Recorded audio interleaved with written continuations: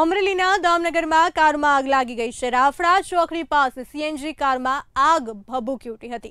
Car ચાલકનો આબાદ બચાવ થઈ ગયો છે। ઘટનામાં કોઈ જાનહાનિના અહેવાલ નથી।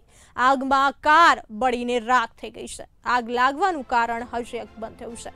આગ લાગતા લોકોના ટોળેટોળા ઘટના સ્થળે ભેગા થઈ ગયા હતા। અમરેલીના દામનગરથી આગનો બનાવ।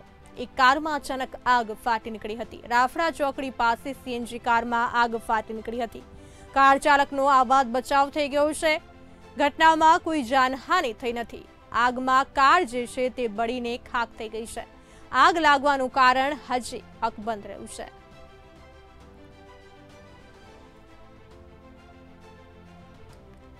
आग लागता लोकोना टोळेटोळा घटना स्थळे भेगा थई गया हता। अमरेलीना दामनगर नजीकथी આગનો બનાવ સામે આવી રહ્યો છે। એકાએક કારમાં આગ ભભૂકી ઉઠી હતી। આગની લપેટો જે છે તે ધુમાડા જે છે તે દૂર દૂર સુધી દેખાયા હતા। આગ લાગતા લોકોના ટોળેટોળા ઘટના સ્થળે ભેગા થઈ ગયા હતા।